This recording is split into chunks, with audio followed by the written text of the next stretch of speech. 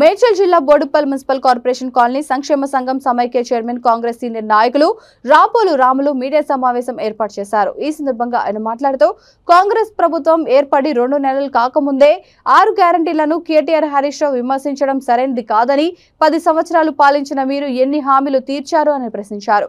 అర్హత లేని వారికి ఎమ్మెల్యేలుగా ఎంపీలుగా చేసి ప్రజలను దోచుకున్నారు। ఇప్పటికైనా వ్యర్థపు మాటలు మానుకొని కాంగ్రెస్ చేస్తున్న మంచి పనులకు సహకరించాలని సూచించారు। ఈ కార్యక్రమంలో కాంగ్రెస్ సీనియర్ నాయకులు ఫెడరేషన్ సభ్యులు పాల్గొన్నారు। అయితే ముఖ్యంగా నేను ఈ సందర్భంగా మీకు తెలియజేసేది ఏంటంటే కాంగ్రెస్ పార్టీ అధికారంలోకి వచ్చి 2 నెలలు పూర్తి కాలేదు। డిసెంబరు 7వ తారీఖు ప్రమాణమైంది। అదే రోజు నుంచి మా ముఖ్యమంత్రి గారు పనిచేస్తూ ఉన్నారు। అదే రోజు సెక్రటరీకి పోవడం, అదేవిధంగా ఏదైతే హామీ ఇచ్చిండ్రో బద్దలు కొడతాం ప్రగతి భవన్ అన్నప్పుడు ఆ గేట్లన్నీ కూడా తొలగించి, ప్రగతి భవన్ పక్కన గేట్లన్నీ కూడా తొలగించి అది ప్రజాభవన్గా చేశారు। అంటే ప్రజలు ఎవరైనా పోవచ్చు।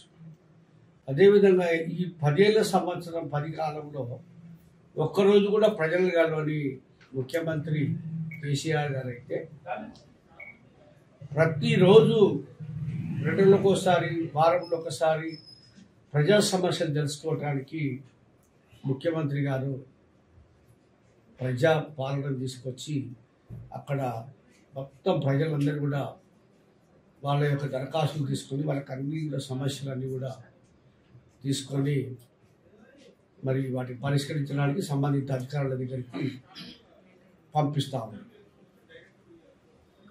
అయినా కానీ అదేవిధంగా 2 హామీలు ఎలక్షన్లలో మేనిఫెస్టోలో పెట్టినటువంటి 2 హామీలు కూడా అమలైనవి।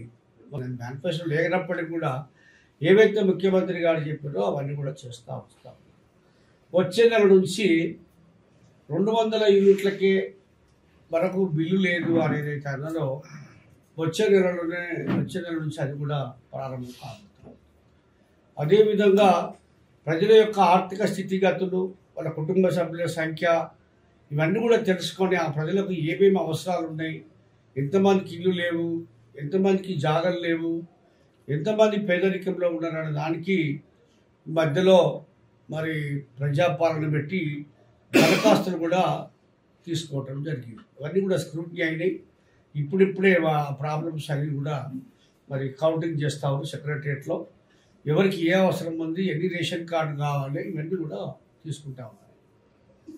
ఈలోగానే బీఆర్ఎస్కి సంబంధించినటువంటి కేటీఆర్, అదేవిధంగా హరీష్ రావు వాళ్ళ మాజీ మంత్రులందరూ కూడా ఏమంటున్నారంటే ఇంకే ఎప్పుడు అమలు చేస్తున్నారు అని, మీరు ఇచ్చిన గ్యారంటీలు ఎందుకు అమలు పరుస్తలేరు అని ఇప్పుడే వాళ్ళు ప్రశ్నించి విమర్శిస్తాము।